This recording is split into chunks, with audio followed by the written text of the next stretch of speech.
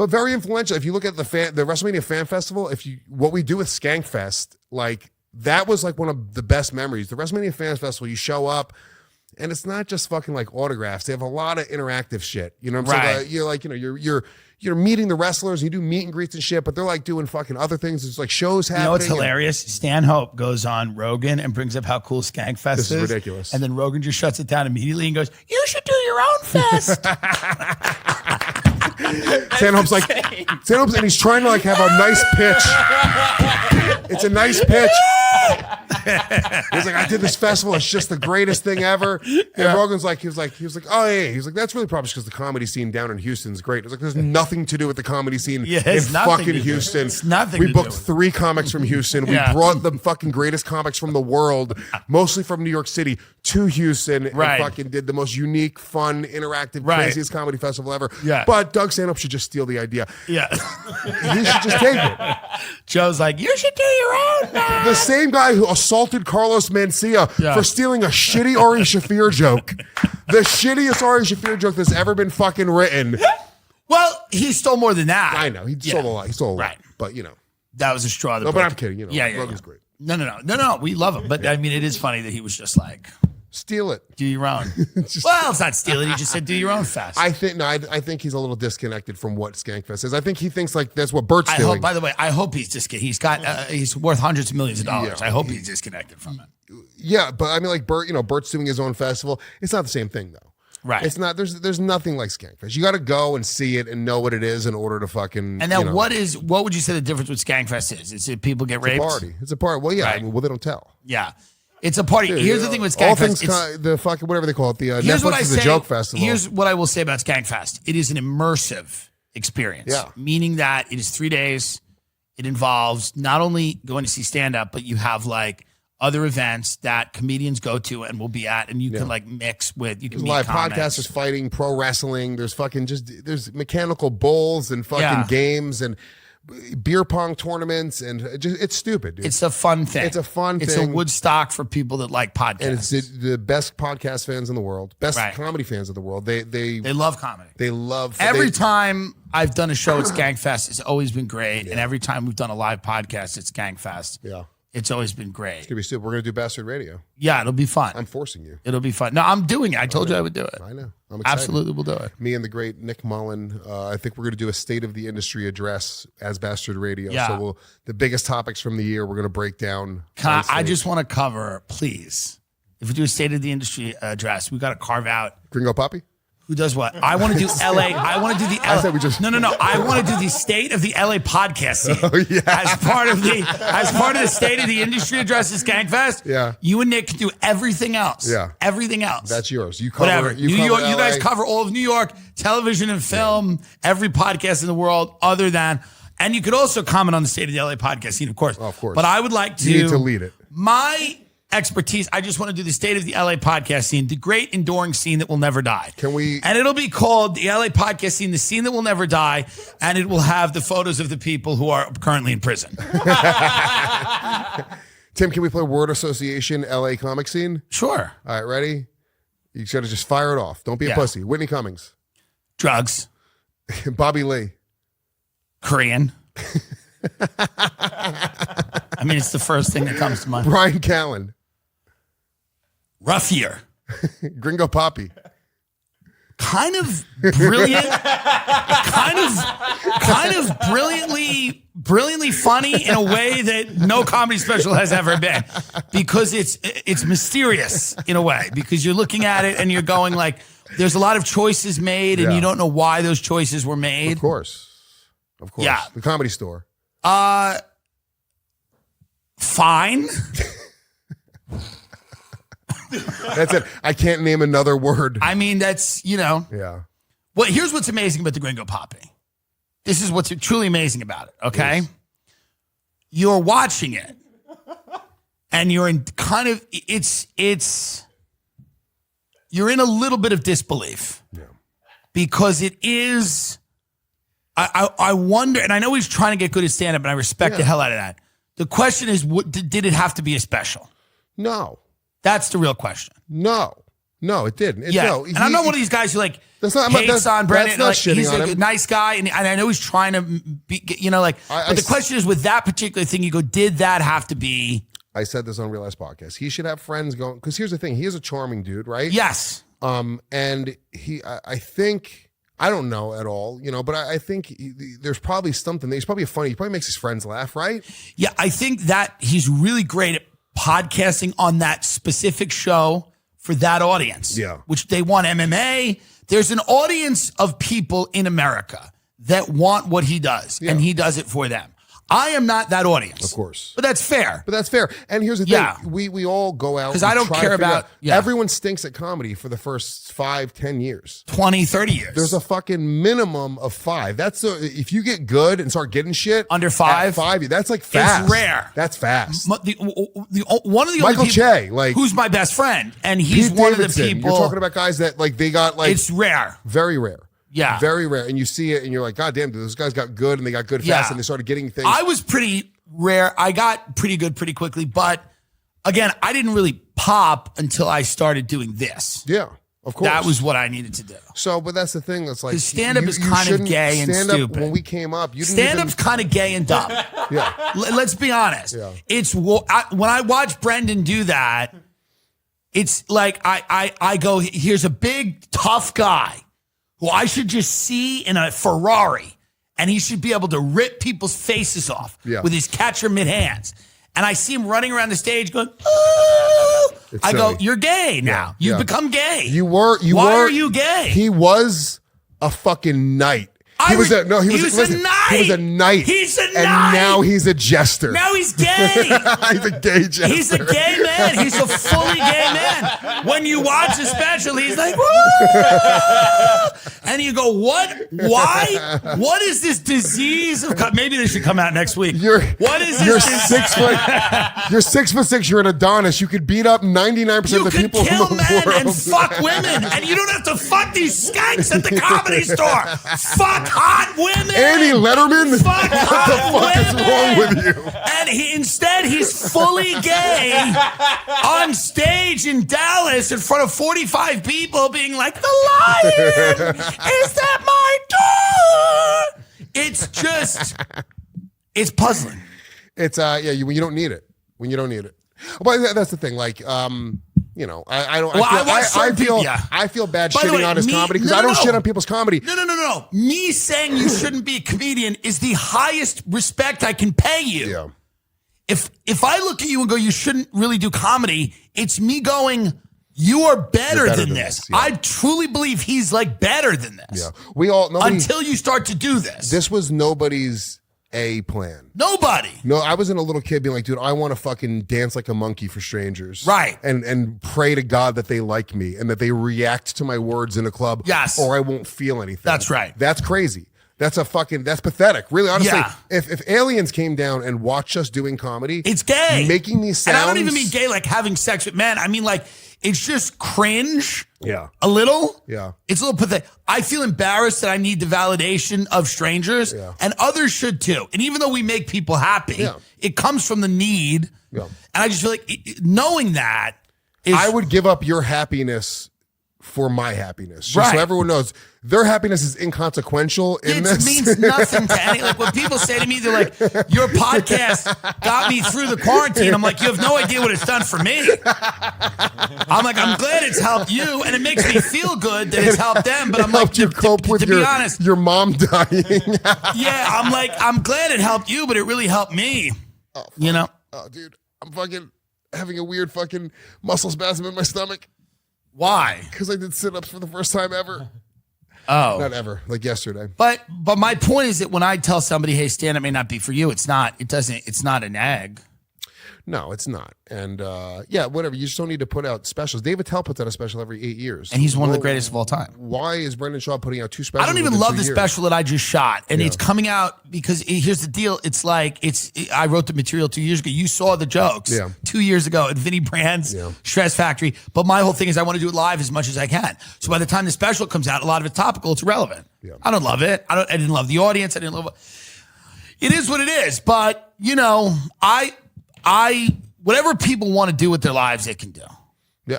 That's Of course. we live in America. More power to him. Yeah, we live in America. More power to him. Yeah, for sure. Did I send you anything else to talk about? Or no? Oh, well, this was a great article too. Yes. I almost forgot. This is a new segment on the show. Do you remember Where Are They Now? Remember that? Where they would find stars from your favorite sitcoms and musicians, maybe one-hit wonders or people you hadn't heard from in a while? Where are they now? Well, we're doing it again. This is the Tim Dillon Show. Where are they now? This is from the New York Times. They were Guantanamo's first detainees. Here's where they are now. I hope one of them's a music manager and working with Demi Lovato. Let's see. Let's go to where they are now. Oh, man. Just 2 of the men are still at Guantanamo. All right, that's depressing. Let's get rid of that. I want to know, where are they now? Who's improved? Do they tell us? Not really. One guy. They don't tell us. One guy they accidentally released, and he's like the leader of the Taliban now. Why wouldn't he be? Here's where they are now. They're plotting against our country for good reason. Here's where they are now. They're doing all the things we thought they were doing before that they probably weren't even doing. Do they not give us an update on anybody? Is there not one success story? Is there not one person we tortured mercilessly for a decade based on dubious intelligence that came out and now runs a weed startup? Is there none of that going on? Is there not one Bitcoin entrepreneur? Nobody's big in crypto?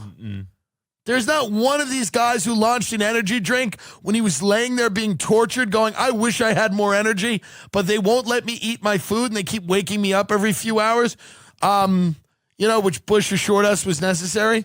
And man, I'd love to have an energy drink right now. So he came up with an energy drink. Is he having a problem getting the first round of funding?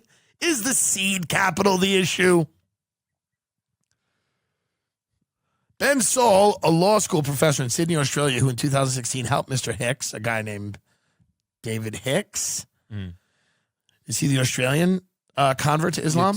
Yeah, they went to Australia. He said he's working in landscape gardening and had ongoing physical and mental health issues as a result of his treatment by the U.S. before and at Gitmo. I mean, hey, man, when George Washington said we should not torture the British, what a cock. You know what I mean? What a cock. I think it's a great idea that we started a labyrinth of underground torture prisons where we just rounded up people that may or may not have been a terrorist, whatever that means, and tortured them mercilessly, many of them like teenagers in their late teens, and tortured them mercilessly for years. President Bush, instead of being painting, should be in jail right now. He should literally be in jail. If it was a functioning democracy, which we know it's not, he would be in prison. He would be in jail for this. Dick Cheney would be in jail. Donald Rumsfeld would be in jail. But of course, it's not. And the barbecue in Kansas City sucks. So what's the point? It sucks because it's like TGI Fridays. It's that sweet whiskey glazed sauce. I don't want to start shitting on specific restaurants. Right. I'm not trying to hurt anybody making a living. Right. I'm just saying this. Austin's the king of barbecue. I'd hoped in that article they were going to tell us that a few of the people at Guantanamo Bay who we waterboarded were now running a taco truck in Austin. I mean, it's amazing. Remember that when that came out, everyone's like, it's a conspiracy. It's a conspiracy theory. These people talk less about discrimination than like almost anyone, by the way. People that, you know where they should be? On SNL. They should be on Saturday Night Live doing sketches, doing bits, because this was one of the most disgraceful periods of our country's history. And we were all sold it by 24 and Jack Bauer because there was a ticking time bomb. Well, what happens when there's a ticking time bomb? I don't know, like a memo saying that bin Laden was going to strike and that they were going to use planes and that you had all the intelligence. You had it at the Kuala Lumpur meeting with Khalid Sheikh Mohammed and NORAD, and the jets ended up being somewhere else and the this and the that. You mean one of those ticking time bombs? One of those? Oh. I don't know. Tick, tick, tick. But that's a great news segment for the show. Where are they now? And I think this is just the beginning. I think the Guantanamo inmates are just the beginning, I hope. I hope that America can really embrace a lot of the good that we've done. Where are they now? Where are the kids whose soccer games in Pakistan we bombed? Where are they now? Tell us where they are now. Where are they now? How about the people in Yemen who we've starved to death because we keep giving Saudi Arabia money? Where are they now? But we don't like to talk about this on SNL because it's depressing. All right, you want me to write some jokes about imperialism? Put me in, coach. All right, you bitter two. You want me to go on there? I'll tell you what's happening. But yeah, I mean, where are they now?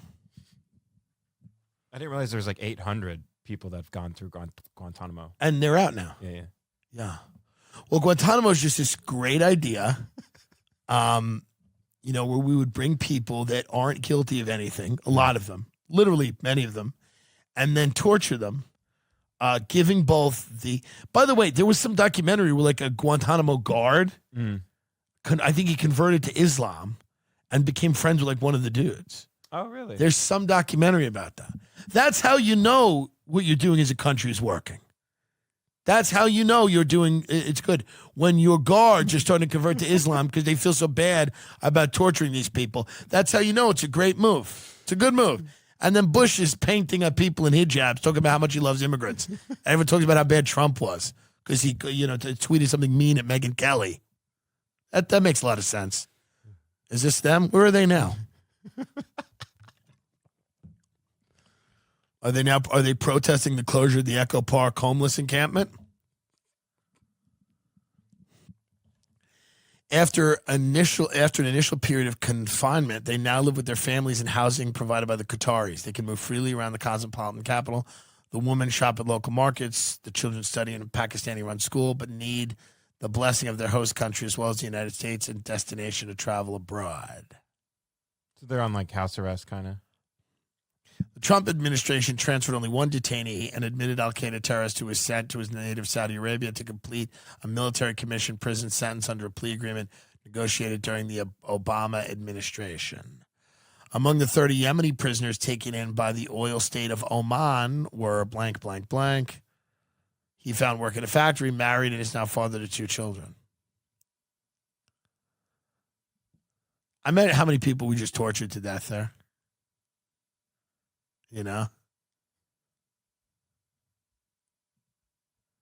Like God only knows. And by the way, Guantanamo was the one we knew about. There was all these black sites we didn't know about where people were just getting tortured to death. Yeah. Well, there you go, folks. That's the government we all know and love. Look at that. Isn't that nice? I get it. We need a military. We can't have terrorists running around. But also, this doesn't seem to be the most effective way to do it. To bring in a bunch of people, torture them, and send them back into their countries of origin to then come back and attack us now with a reason. You know what I mean? Mm. It's like, let's give them a reason, Yeah, 9/11, now we're going to give you a reason. We'll give you a real reason to do another one. Yeah. Oh, listen to this. Abd al-Malik, a Yemeni, was sent to resettle in a peaceful nation, Montenegro. He received a government stipend for a time after his release in 2016, but that ran out. He tried to raise funds by selling artwork he made at Guantanamo. NFT! But made his last sale last year. And as ambition to work as a driver and guide there never materialized as the tourism-dependent economy tanked. That's sad. He wanted to be a guy like a tour guide in Montenegro. It's sad. Like, imagine him, like he's a tour guide in Montenegro. He's like, it's beautiful here. He's like, and I should know the places I've been. I mean, he's just doing, 4 of those first 20 men, all released by the Bush administration, could not be found. They're dead, or we killed them, or they're doing things that will lead to problems, perhaps. But, all right, that's depressing enough. I just like to catch up on them. Where are they now? I wanted more success stories, and I'm sure that there are more success stories. I think we're just probably looking at the negative side of the picture. I'm sure there's a lot of people that rebounded from that in a big way and are using what they learned to build a brand. And I hope they're all building brands. That's the question. We should have Gary Vaynerchuk talk to people that were tortured at Gitmo and teach them how to build brands. What a great clubhouse room. Gary V tells you how to build a brand when you wake up every 2 hours screaming. Like Cheers coming back. One of the people in Cheers is a big pedophile. He's a dark web pedo. Yeah. Now, do they address that? Because that's fun. Not that he did it, but the addressing of it. Let's see. They have to, right? I mean, I hope they do. It should be every episode. The thing about Cheers, these kids are from some who cares part of Texas, and they're cheerleaders, and they have like 2 years, and they jump around on a mat, and then they go work at Sonic. But for those 2 years, they have really good lives, and everybody respects them, and all the young girls in Texas are like, I want to be like you, you know? And then eventually after the cheering, the mess starts, you know, they start, you know, their boyfriend starts throwing them into walls, and things get real dark real quick. You know, they start doing Kill Tony. But how Cheers Season 2 tackles Jerry Harris's sexual abuse charges. The season's 5th episode offers a timeline of the 21-year-old Navarro College cheer team's members' alleged sexual misconduct with 2 young teens, eventually leading to his arrest. Now, this is Monica, what's her name? Whitney's friends with her. She's a legend in cheerleading, and she's an attractive woman. And I know, like, her son, I think, on Instagram. And she's an attractive woman, and she's a beast of a cheerleading coach, and everybody likes her. And it's not her fault, but one of her star cheerleaders was like jizzlaning it all over. In January 2020, nearly 2 years before Harris was accused of child sexual exploitation and abuse in a lawsuit, he was prominently centered in the docuseries' first set of 6 episodes. So he was one of the main characters. So now how do they handle this? Can we... this contains spoilers of season 2 of Cheer. But the season's 5th and middle episode dedicates itself explicitly to these allegations, his arrest, so we're watching that one. Season 2 of Cheer, 5th episode, I'm in. His arrest and the 8 counts of sex crimes involving minors. 8! He's pled not guilty. So what they do is they do a Cheer, where they support having sex with people your own age. So they go, like, they do the thing on the head. They go, no. They go, little, no. Head, no. Little, head, no.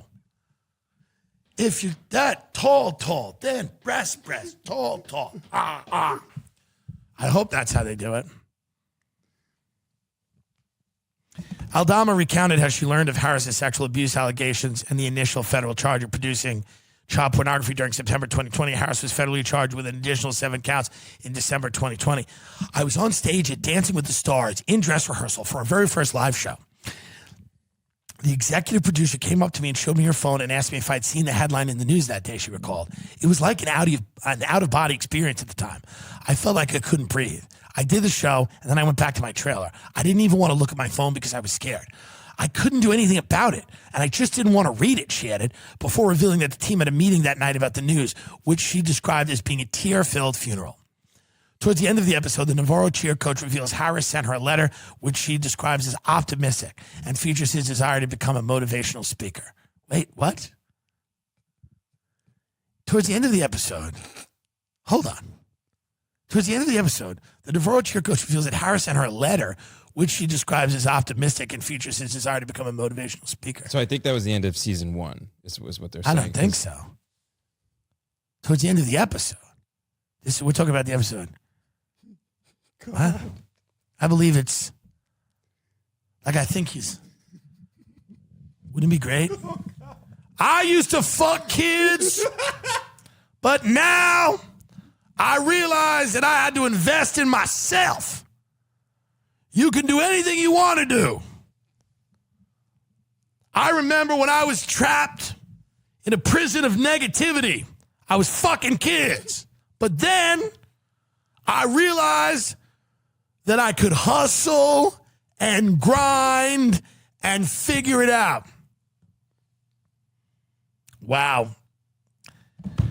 It's sad. It's sad for him that he's got this disease. It's sad for the kids. It's sad for Aldama, you know.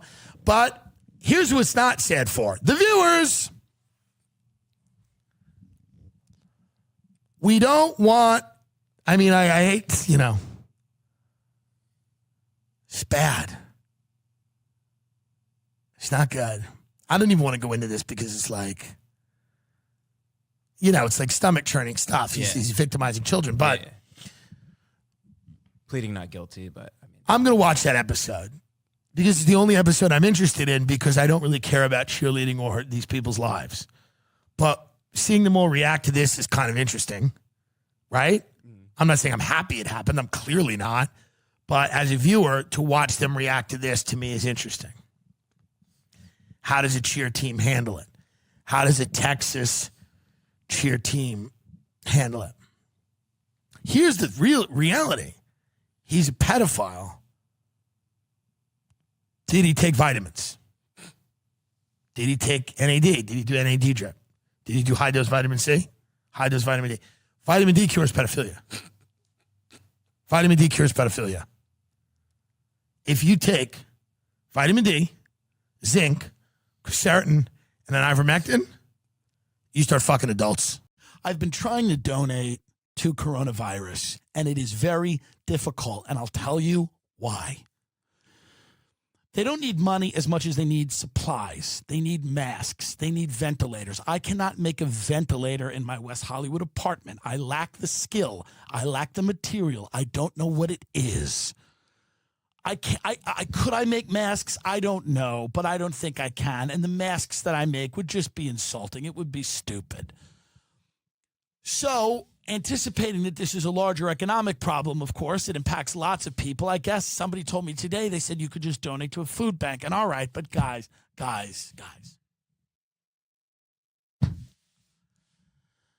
How sexy is donating to a food bank? Let's get real. Does anybody want to donate anonymously to a food bank? I want to donate to something where I can show the world that I'm doing it so I can inspire them. I want a photo of me outside Cedars-Sinai. I want 2 doctors and a nurse crouched on the floor holding their stethoscopes, and I want to be behind them with my hand on each of their backs. And I want that photo. I don't need to go anonymously donate to a food bank. I want something big, something glossy, a little sexy. A little sexy. I know they're going through it, doctors and nurses. I know that. I know that. And it's fucking sucks out there, and I want to help them. But I also want to be photographed doing it. And if that makes me a bad person, fine. If you don't want to listen to the show anymore, then fine. I want to be photographed helping. I'm not saying I need a documentary about me helping. That wouldn't be horrible either. But I want to still photograph, or a few of them, of me helping in whatever capacity I help. That's all. So if there's a way for me to help that is a little sexy, please let me know. A little bit of a photo op. I appreciate all the first responders and nurses and doctors taking time away from patients to send me messages on Instagram so I know what's going on for my show. I appreciate that. Don't stop. Keep sending those messages. Just keep sending them. Doesn't matter what the hell's going on in there. Keep me abreast of all the local developments on the ground, please. It's another pandemic. All my relatives are going to somehow survive. Great.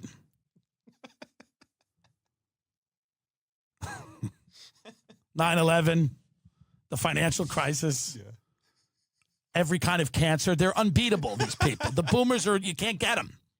Can't get them. They're gonna walk around like Lazarus, raised from the dead, complaining about the temperature of shrimp. What's wrong? Did you leave it out for too long? I'm telling you. You're not going to beat the boomer. People think this virus, the boomer remover. Think not. It'll get some people, and that's fucking tragic. But the boomers are going to be back, and they're going to be back with a vengeance. This is their Holocaust. They are good. There will be. You think the boomers were bad before? They are going to talk about COVID-19 the way people talk about Kristallnacht. I'm telling you, they're not going to let it go. You think they were annoying before? These motherfuckers are going to go hard. They're going to go hard. They'll tell a nurse right to her face that she doesn't know shit. They'll be like, well, you don't even, well, where were you? I was a nurse on the front line. The front lines are what? You're young. I was old in my house, having to be racist in my home and not at the local restaurant. Everything's dated, I guess. You go around the country, most things are dated. There are still malls. You know, people still go out to the mall and eat the pretzel and walk around and try on clothes in a fitting room. And you go, no, you don't do that. You buy the clothes on the internet. You don't go to the mall anymore. You don't have to go to the mall. I understand that it's nice, I guess, to walk around a mall, but you don't have to do it. You're walking around a mall, you almost feel like you're walking around Alcatraz.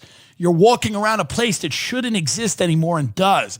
And it's weird, and then the food court's there, and they've always got like a Chinese restaurant with like a weird name. It's always kind of vaguely racist, you know. It's like Mr. Wang's or something.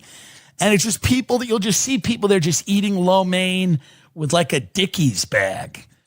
And they just went to go put a pants on at Dickies, and now they're going to eat fucking lo mein, 3,000 calories of MSG, and go home and then the pants don't fit, you know? We haven't figured out a lot of shit on this planet. We're not evolving that quickly. You'd think we'd be evolving at a little quicker pace. We're really not, because the only other option is the internet, which also sucks, because you get it, doesn't fit. You're on the internet, that's alienating and sad, and you're like jacking it, and then you're like, all right, I gotta buy clothes, and then I'm fighting with my aunt on Facebook, and then what? I want an NFT, and it's not good. You've set up this digital world for yourself that sucks, but the real world also sucks. Like, now that things are opening, you start to realize, man, the real world kind of sucks a little bit too. Not all of it. There's some great things out there, but a lot of the things, like, there's no evolution. Like, we haven't built a cooler, newer version of the mall. There's no cooler, newer version of these things. You know what I mean? Like, it just feels, the only thing we've done is made them for rich people. So we've just built malls for wealthy people. Like, we've made malls and go, well, everything's Gucci. And here's sugarfish sushi, and that's all we've done. But there's not a lot of new things happening out there. But we, you know, and you'll notice this as you open up. Opening up is going to be very interesting. Everyone's going to be out there, going to be like, this is fucking great. And they're going to look around and go, the country's kind of shot. They're going to be like, finally, I'm back. Oh, you start looking around. You start noticing how decrepit most things are. You might walk right back in your house after that, by the way. You might tiptoe right the fuck back in your front door, sit down and say, fuck it. Because when you go back out, you realize that COVID was the nail in the coffin for just said, like, a lot of these businesses. And a lot of these, you know, the public parks are bad. Like, the public park is just homeless in the park. And there's like hiking trails, I guess, in parts of the country. But the country looks bad. It looks shot. The country's a cancer patient. The country's on dialysis. The country's got a late stage venal disease. And we are like, we're all going to go back out in it and then start to realize that, like, oh, things need help. We need to, like, things need a little lipstick and rouge out there. It's not, you know, we were in a restaurant the other day, a Fridays type of restaurant that we had to be in. And you're looking around, and I know these places have been through hell, so don't yell at me and go, you don't know. Like, when I uploaded that photo of Cleveland, of the steel mill, and I'm like, Cleveland's a lovely city, and they go, that's American steel. What do you want, the TACOMs to do the steel? I'm like, no, it just looks gross. I'm sorry it looks bad. I know it serves a function. It's all smog and smoke, and it looks like shit. I understand. Could we have a city with steel plants and not have people walking around dressed in Reynolds wrap? Is that possible? That we don't have to have boarded up houses and people walking around in cellophane? That's all. I'm sorry. I wasn't making an anti-steel post on my Instagram, but how perceptive of you. That's American steel, dummy. Good. I'm just saying that when you get back out there, it's not going to be, I don't know what you're expecting. It's like not seeing someone for a while. You don't see someone for a while, and then they walk in and you go, God, how's it been? You know how bad you look if somebody comes up to you and they're like, how's it been? How have you been? You okay? You okay? Like, that's what America is going to look like when we all go back. You go, you okay? It's okay. Are you okay? Just waitresses shaking, trying to put entrees down on the table. Nobody's had any money. Everybody's spent all their money on Soulja Boy's NFT. Cities are just descending into chaos. You have just people shooting each other all the time. Crime is on the rise everywhere, except online, except it is on the rise online, you know? It's like school shootings came back as soon as indoor classes started. Mark Norman had a tweet. It was like, we're back. School shootings are back. I mean, I want everything to open up, and I want to go back out there, but also realize what's coming with that. It's not all going to be sunshine and song. There's going to be some, I mean, kids have not shot each other in a year. Like, they're ready to go. Kids are ready to shoot each other. Their teachers, administrators, they're ready to go on like day one. That kid came in and just started firing wildly on day one. I mean, I think the teachers should start shooting the kids when they go back. I hope teachers start shooting kids when schools open up again. I hope teachers just turn around and start shooting them in their little fucking heads. That's what I hope happens. That's what's going to happen when things open up. When things open up, you could go out to eat. People are going to forget your balsamic vinaigrette again, and you're going to sit there with your hands clenched, and you're going to want to go up and hit them. They're going to bring the appetizers and the entrees at the same fucking time, like they don't know that's a problem. Again, that's coming back. Yes, you'll be able to leave your house. Yes, but things are coming back with it. The long line at the car wash will be back because people aren't afraid. Crowded public transportation is coming back. It's all back. You could sit in a movie theater next to some vector of disease. A diner where you can watch a divorced dad try to bond with his son who hates him. That's all coming back. You're going to have to see your family again. Thanksgiving might fucking happen this year. You're going to have to sit down next to Aunt QAnon and Uncle Drunk touches you, and you're going to have to sit there and choke down mashed potatoes next to those two. All because of this dumb vaccine, which we could have just avoided. Thanksgiving's going to be back. Your office is back. You haven't seen Doreen in a while. She's back. Hi, we're back. Who wants coffee? The office life's coming back. Sit there and talk to Chuck. He just started watching The Americans. He thinks he's living next to a communist spy. Chuck's going to fill you in on that in the break room. That's coming back. Get excited. Your kids are going to start going to school again. It's going to be much easier for them to get heroin and fucked in the mouth. That's happening. Your daughter's going to have a venereal disease in about 6 months because we vaccinated everybody and we're ready to go. So that's back if she doesn't get shot in the face by one of these antisocial kids who spent the last 12 months reading about Bitcoin. So that's back. You happy? You happy you got your second shot and you're back now? Traffic will be back. It's already kind of back. You could sit in traffic. You got that long commute to work. Pass by billboards of televangelists and healthcare companies that denied you. You could pull in your little fucking thing at your data entry job, go in there, sit down next to somebody named Michelle, and you guys sit there and you walk in and there's a crusty donut left from yesterday, but you just put that down your throat and you get to have a nice fucking caramel latte that's 2,800 calories and it buzzes you up for only 45 minutes and then you got to start taking the pills because nothing else works. That's coming back. Open it up. Open it all up. It's coming. And don't you worry about it. I'm just saying, hey, I know we need to open up, but let's do it with open eyes. Let's open up with open eyes here. Maybe we don't have to go back to everything we did. Maybe we can be smarter and safer, okay, about some of the things that we used to do. You know? That's all. That's all I'm saying. I'm not saying don't be excited about it. I'm excited about it. I'm excited about everything opening up again, and I want to see everyone I've missed for the last year. All these young kids are killing themselves because they have no friends. I'm going to kill myself when I'm forced to see my friends again. Do you understand the difference? I've been on the planet long enough to know you don't kill yourself when you have no friends. It's a mark of virtue to not have any friends. Most people don't realize that. It's actually biblical. Christ didn't have any friends. Exactly. But I'm excited for things to come back. I know that people probably say, I feel like he's not, but I am. It's going to be fun.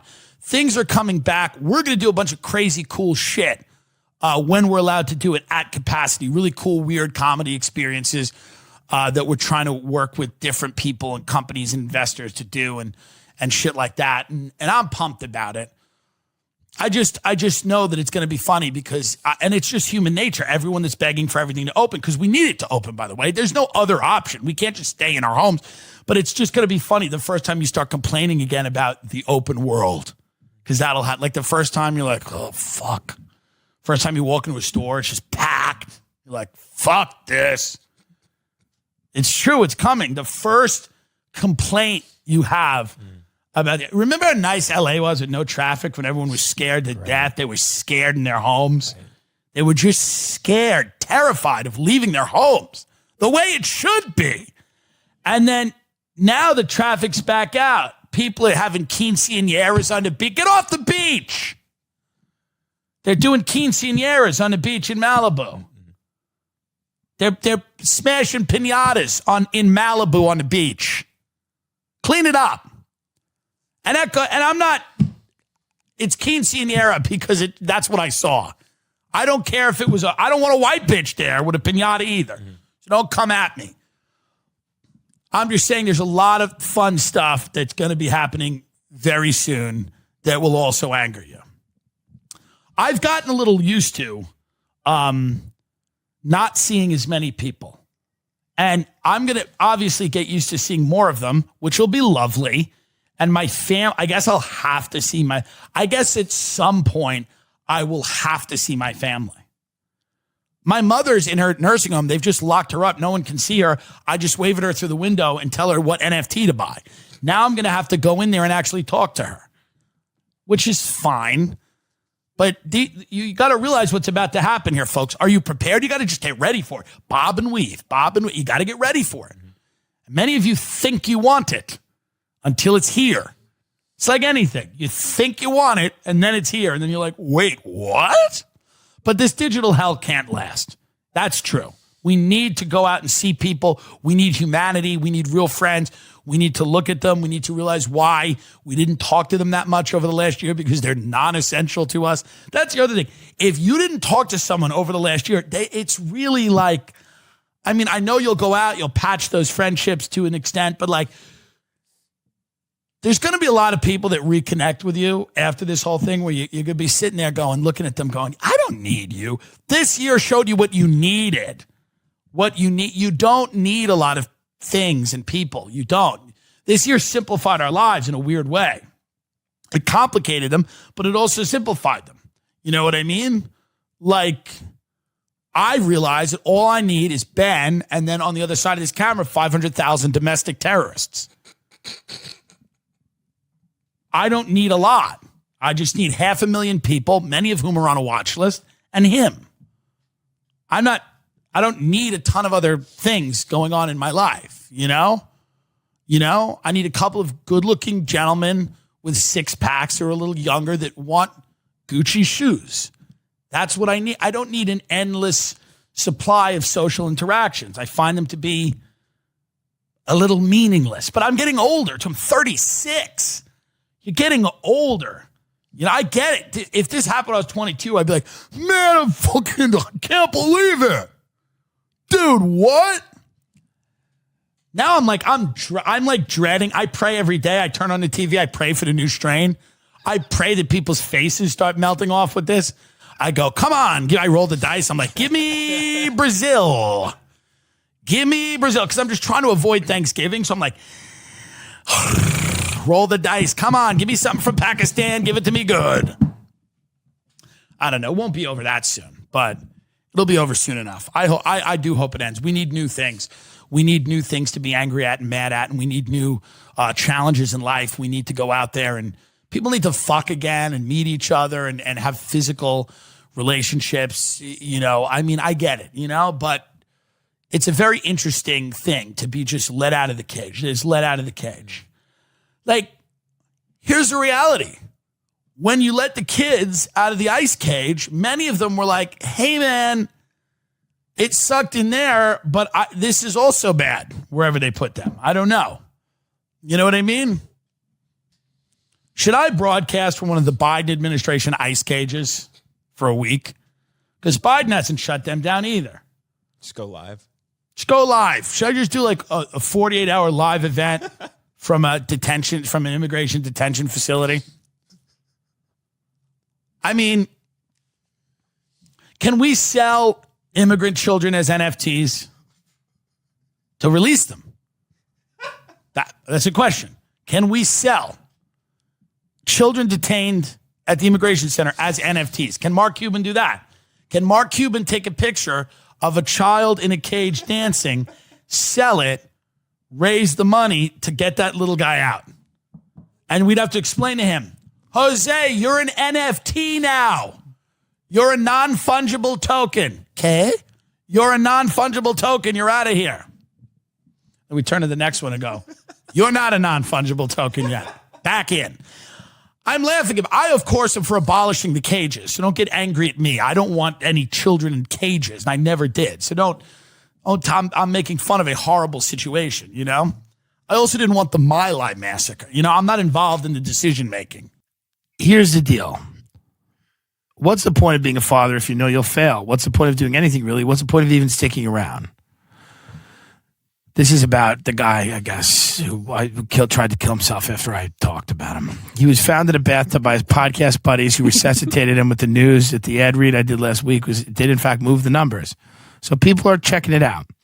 So tune in every week to another Bachelor podcast on iTunes, YouTube, and Spotify. Remember, everyone, escapism is the only thing that matters right now. There is nothing you can do to prevent us from annihilation. The only other thing you can do is find ways to cope. So listen to another Bachelor podcast or their spin-off show recapping Bravo's hit series Below Deck, another Below Deck podcast, and also available where you get your podcasts. I mean, I you know, go check it out. I wish these guys the best. I mean, listen, I mean, you know, here's what it is. Here's what it really is. No one respects you. Like, that's what it is. If you're a producer of a podcast, unless you're Jamie Vernon, no one respects you. That's what it is. It's just you're replaceable. It's not, I'm glad you do your job well, but it's not really, it's just not a thing. Like, it's not. My plumber is part-time, does my taxes too. Yeah, it's kind of like that. You know? I like specialization, where someone specializes in something. Like if someone came up to me and goes, in a nice restaurant, they go, you know who's cooking in the back? Bruce Springsteen. I'd go, why? Why is Bruce Springsteen making our dinner? But maybe I'm wrong. Maybe it would be great. It's midnight in America. Here's your quesadilla. Yeah, right. I don't know. So these podcast producers right now, they're getting very chatty. Yeah. They're getting very chatty because they're sick of being behind the scenes. Well, it looks so because easy. they think it's a big mistake. Yeah. They think it's a big mistake that they sit behind the scenes and other people don't. They all think it's a cruel twist of fate, and it's just that they should be, Theo Von should be producing your podcast. That's what these guys think. And when they put their head on the pillow in their manic minds, they think that they are the reason that Theo is funny. They think they're doing it. This is the result of Occupy Wall Street. Your job is going to be done by AI last week. So I'm glad so here's the reality. And these are sweet kids. And I don't want anyone to think this is negative. I'm not trying to be negative now. I'm trying to be, and I appreciate because I would, if you listen to The Bachelor, watch another Bachelor podcast. Do I need to listen to The Bachelor? Can I just enjoy the shut podcast? Up. Just listen to the fucking podcast. Okay. And I listen, I'm not trying to be a dick to anybody because I love everyone. I think everyone's worthy of at least life. You know what I mean? At least be here on earth. But like, just make it good. Like, I hope it's a great podcast. And I'm sure it's not that bad. Right. I'm sure it's not that bad. But, like, that's what it is. It's like, you're not going to get famous by having, like, a fucking, like, I don't know, like the show lasts for a certain amount of time, then it's over. It's a fun podcast, right? So it's just fun. It's nice that they're also doing Below Deck. So they're expanding. They're doing like a bunch of different things, I'm not trying to shit on what they're doing, by the way. I'm not trying to shit on what they're doing. Right. I respect that people are out there hustling. But like, I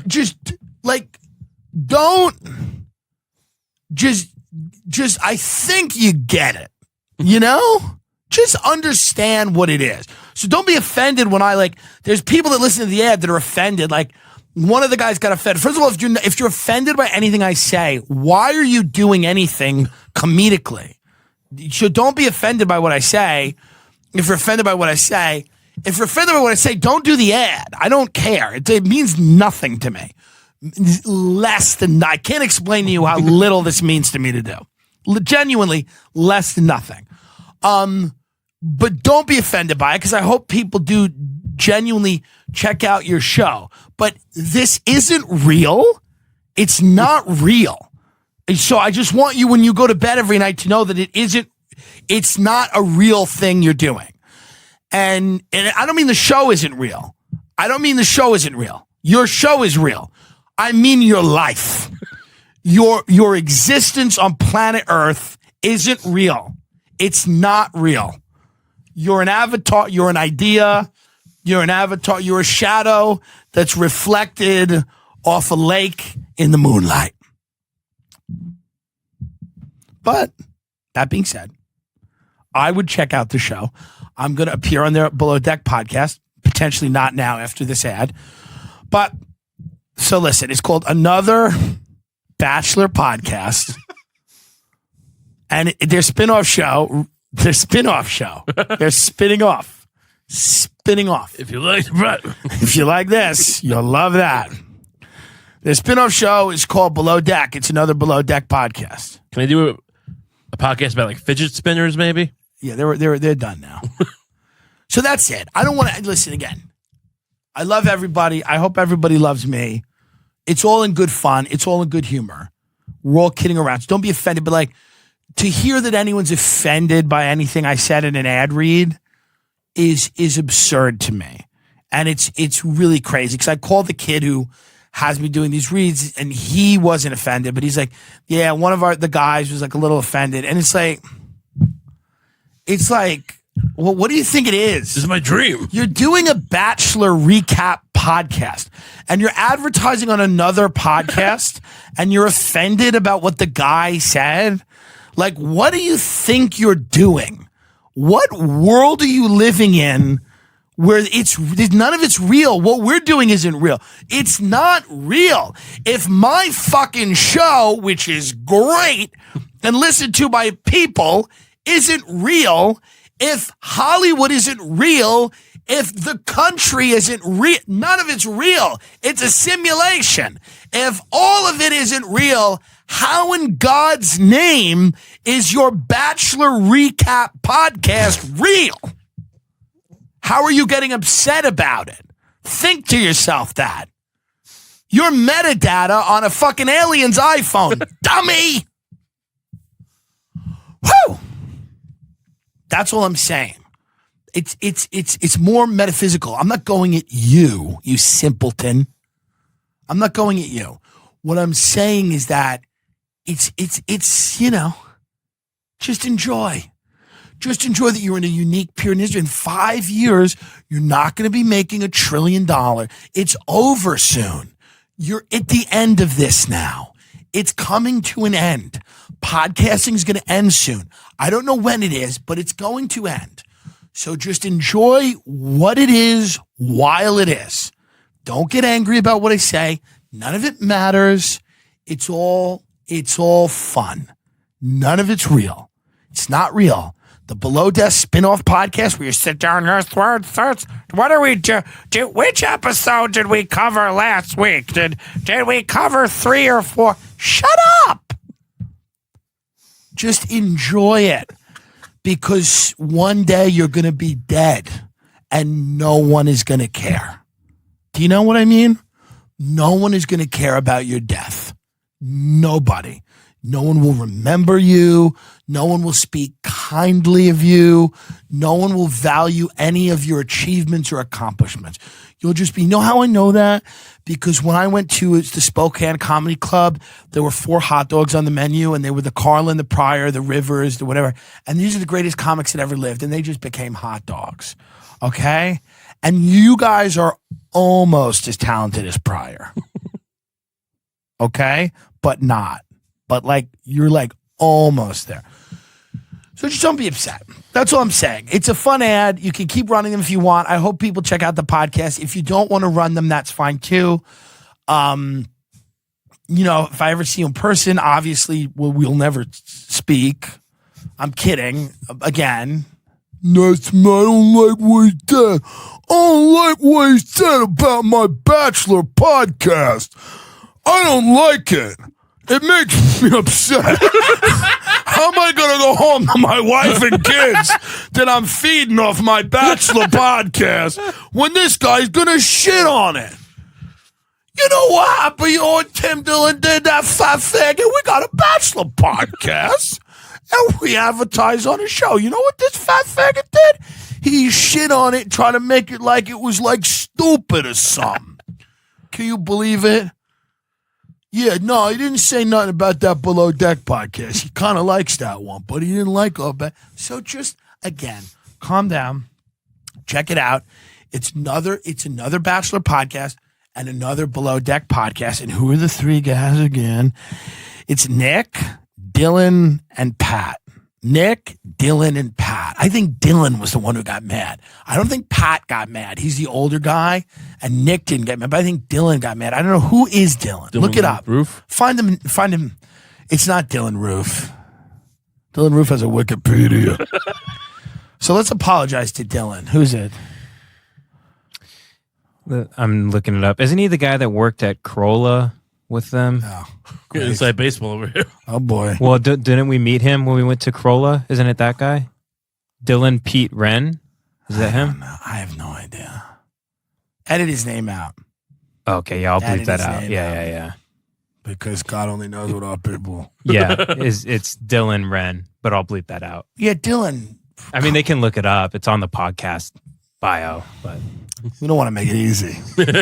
Dillon, Here's his address. We're kidding around, Dillon. You know, it's a joke. It's you doing a Bachelor podcast. Can I see him? Is there another photo of him? It's him. There's no photos of him at all? I mean, this I is think his it's him. Twitter That's him, I think. right here. Yeah, he's a Jew, huh? That guy's a real Jew. Guy's a real big Jew face. That's what it is. You could call me a Mick face. That guy's got a Jew fucking face. You see that from coming from a mile away. You see that. We're 16 minutes into this read.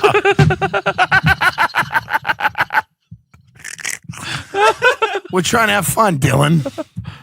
Dillon, the only chance of getting fucking listeners is this. Are you fucking high? What do you want, crack? Who gives a shit about your Bachelor podcast? Unless we make it fucking interesting. Okay? You know? You're not cleaning Adam Carolla's toilets because you're a genius. Are there a lot of Bachelor? Because it's another Bachelor podcast, so you assume there's a plethora of these. Yeah, there's ones that are doing very good. I'll tell you how good they're doing. They don't advertise on my show. They don't want a 20-minute harangue. But I'm serious. I support art and artists. And that's what we do here. So if you can enjoy that and you can be playful and have fun with it, but if you're going to be serious about it, let's just not do it. And I don't care about the money and I don't care about anything. And I clearly don't. I've pissed off, and said a lot crazier shit about a lot more people that can help me out than this fucking nonsense. So let's just come to fucking reality and understand that we're having a lot of fun with this. You know what I mean? This is what we're trying to do. We're trying to get you listeners. We're trying to get me listeners. Just don't be angry. This isn't like it's not the Manhattan Project. It's a feud now, though. You're starting a podcast feud. You're in a feud with the another Bachelor podcast guys. Oh boy, here we go. I mean, it's not a feud. I listen. I like Nick. He's a person on Earth. That I don't want him to like die. 'Cause I don't want anyone to die. Some people should die. Come on. So that's where we're at with this. We want you to check out another Bachelor podcast with Dillon, the older guy, because I nailed them when I did the first read. I kind of nailed them. One guy, and then there's the other guy. There's Dillon's the guy that takes it way too seriously. And then Nick just probably has fun with it. And Dillon's just probably like taking it way too serious. And it's just like, dude. Let me get through the recap first, then we'll make jokes. Yeah, exactly. Why can't a 7-year-old consent to a life-altering medical surgery? Is it because you guys are fascist? I don't understand. Like, why wouldn't you allow an 8-year-old to fully transition? Not only that, but they want us to use our tax dollars to try to force other countries to follow this ridiculous pathway. Yes. Which, by the way, like I know a little bit about your politics. I know Yeah. you're like pretty libertarian. Like this is actually something I agreed with the old guard left about. Yeah. That we should be, whether it's in defense or whether Yeah. it's in medical industry, we Right. should be worried about when a profit motivated entity Yeah. tries to manipulate government policy. Right. And right now we have pharma companies making billions of dollars off of cross-sex hormones for children. Right. And nobody on the left is like, that's kind of weird that the very people who are getting rich off of this are also lobbying the American Medical Association and the U.S. government to force this on American citizens. I think it should have stopped. The show Glee was great. Everyone was singing and everyone was happy. No, it truly was. And like it wasn't so contentious, but then it got to a point where somebody like me, who's been a gay, out-of-the-closet person for 15 years, I'm going, why in God's name would a 5-year-old, a 7-year-old, a 12-year-old, a 14-year-old be taking puberty-blocking hormones, be transitioning, leave kids alone, leave people alone. It's very simple. A lot of gay people feel that way. There are trans people that feel that way. Yeah.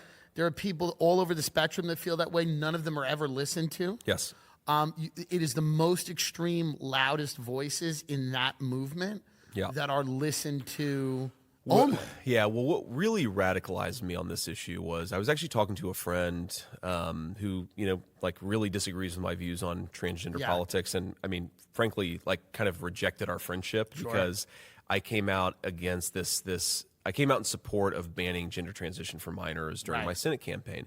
And like what really radicalized actually is during that conversation, she said something to me that I was like, wait a second, is this real? She said the hormonal therapy for minors is totally reversible. Right, so the way they sell this is it just delays puberty, but then if you stop taking the drugs, everything resumes as normal. That is totally and profoundly false. It can't be true. There's no way that's true. When I heard it, I was like, that sounds totally effing crazy. Yeah. It turns out also, it let's is say that actually was crazy. True. Also, not a great policy. Yeah, exactly. Even if it was true, probably not good. Even if it was true, probably not good because you don't want 30-year-olds going through puberty, right? Yeah. But like even if it was true, problem, but it's not true. Yeah. Right? Kids have permanent sexual dysfunction, permanent like serious health problems when they take this stuff, which is totally predictable. Like again, one of the lifelong or the humanity long lessons we should take is that when we intervene in things in unexpected ways, whether it's a war or trying to interrupt a biological process, we very often screw up. Right? Yes. You need evidence before you really do something like this. I just don't know how we got in this country to why can't a 9-year-old girl have a beard? I don't know where from Glee everyone's saying was gay enough, perhaps too gay, and then it went to a place but where like it goes, happy. Yeah, it was but crazy. Happy, yeah. So okay, I've actually heard this, Yeah. and I'm not a gay guy, but I've heard this from gay friends of mine. Man, damn it, we would have. You want to talk about virality? I'm talking about going viral. Yeah, that would have made some headlines. They used to put so much work into lying to us. Now there's no work being put into the lies. That should offend you the most. The roof was sloped.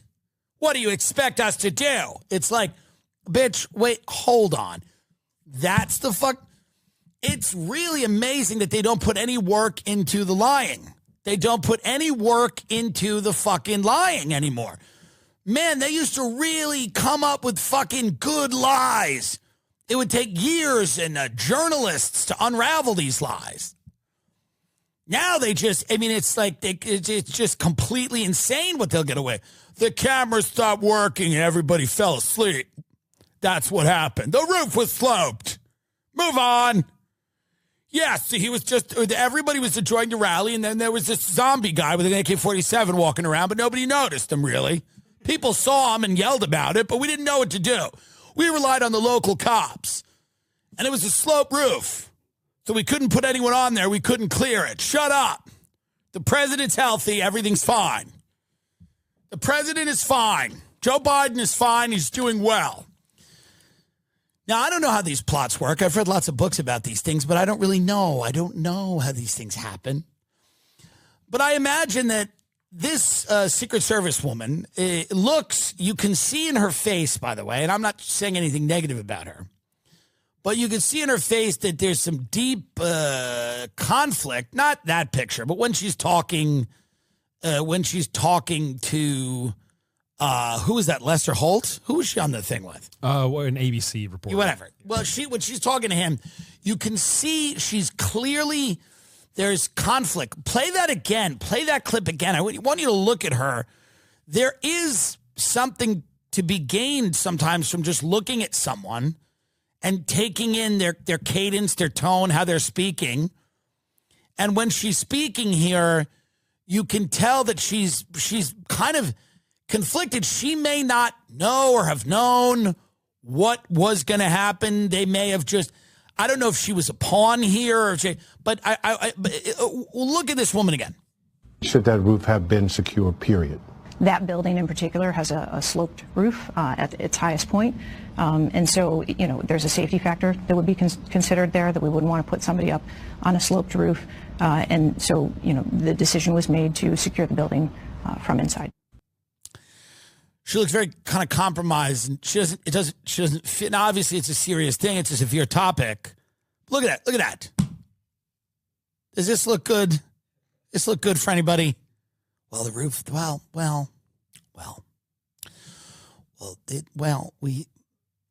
earlier that day, we did have a Secret Service agent go up to the roof, and he was having a Dairy Queen blizzard.